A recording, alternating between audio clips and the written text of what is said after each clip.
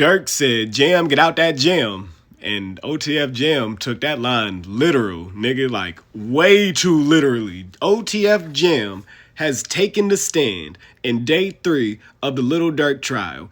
And he hasn't even finished testifying, ladies and gentlemen, but Lil Durk might be cooked just off of everything Jam has said. Jam has admitted to participating in all the crimes that Lil Durk is alleged as the ringleader as. Jam has directly implicated Lil Durk as that ringleader for putting a reward on Quando and Lil Tim's head. Jam said that he was brought to California without even knowing that he was being sent on a dummy mission like that. He identified Didi and Brown Eyes for their role, and he just set up the entire play on how OTF and the Hit Squad went on a hunt for Quando Rondo.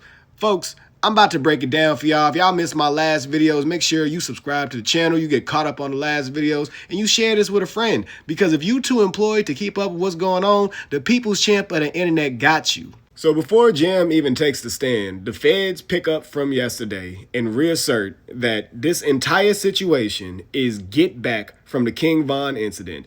Everything that happened with Quando Rondo, ultimately culminating in the incident with Lil Pab, is all get back, motivated by Lil Durk. These niggas even pulled up screenshots that Lil Durk had of a DJ Academics article talking about one of the attempts they had made on Quando Rondo's life, which is the stalking charge, which is probably going to stick at this point. And Duty Low needs to get the fuck out of LA before the feds come grab his ass too, because OTF Jam goes on to testify that Duty Low is the one who secured Quando Rondo's location for Lil Durk and OTF. He got it from a nigga in YSL, Slime Life Shorty. The feds officially bring OTF Jester Mouse Jam to the stage. And I'm not gonna lie, man, all these jokes aside about Jam telling and snitching in general, when Jam is up there telling his life story, the actual factual, you can't help but feel bad and recognize how Jam is a victim of systemic injustice. OTF Jam has been a member of the BDs since he was 9 years old. He was blessed into the BDs at 9 years old. This nigga wasn't even double digits. He had no chance at life, nigga. Before he turned 18, he had already been on 10 to 15 drills and successfully completed 100 robberies. The worst robbery, because he told everybody in court that he mainly robbed drug dealers. The worst robbery he had to do was when he had to literally rob somebody to put food on his family's plates because his parents were drug addicts and there was no money at home to get any type of food for anybody. Jam had to do that as a child to feed his family. Jam goes on to meet Lil Durk in around 2007, back when the Max was in. Jam gets locked up, and Durk, over the next 12 years, takes care of not just OTF Jam, but he takes care of his family on the outside too. He's putting money on Jam's books, and he's making sure that Jam's people on the outside are fed too. He's calling Jam. He's making sure Jam keeps his number every time he changes it. Durk was showing up. Jam even says it on court. He even says it on stand that most niggas will forget about you when you locked up. But Lil Durk didn't. Let that sink in for a second, man.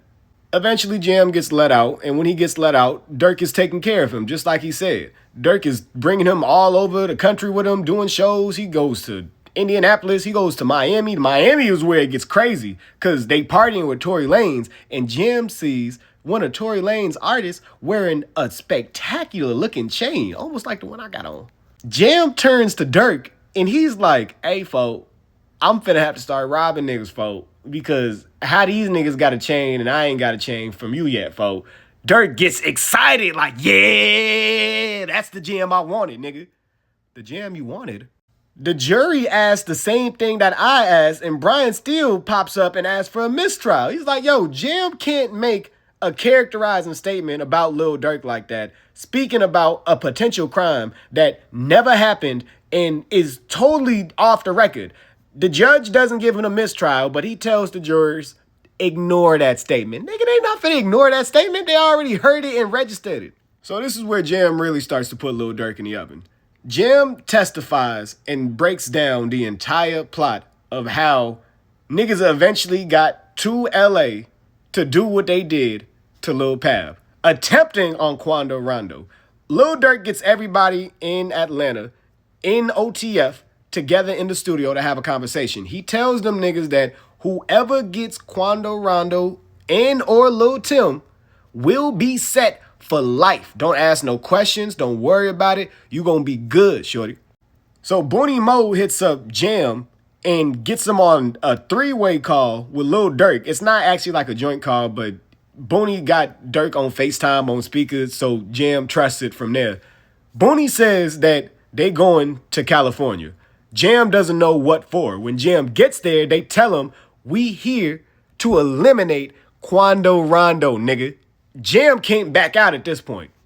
He even said it on the stand. He don't even fuck with Von like that, but he can't look like no bitch. So Jam, Duty Low, Booney Mo, and OTF Vonnie are the main ones coordinating this. Vonnie is the one who's actually in charge of the logistics. He gets the BMW and the Infinity, like I told y'all in the last video, but this dumbass nigga only got 3 blicks for 4 hitmen. How the fuck do you mess up getting the wrong amount of blicks? This nigga Vonnie was trying to sell them niggas for real. But they proceed with the plan. The plan is to get Quando at his hotel. The BMW and the Infinity is going to be waiting just around the corner. They going to bait him out by saying that the plug is here, but the plug's not there, nigga. He going to go out there and they going to get the drop on his ass, bow, real quick. But they didn't go through with the plan. Even though they hyped up Lil Durk like they was about to. Diddy called Lil Durk and FaceTimed him, showed him all the OTF hitmen in the car, called them the Navy SEALs. And then Durk, he was like, pass the phone to OTF Jam. OTF Jam get excited. He throw GDK down in the camera like he's King Seal. Durk gets super excited. That's the Jam I wanted to see. Jam get out that jam. I give him 50, ain't got to ask again. He told y'all what this was, man. And Jam's not even done testifying.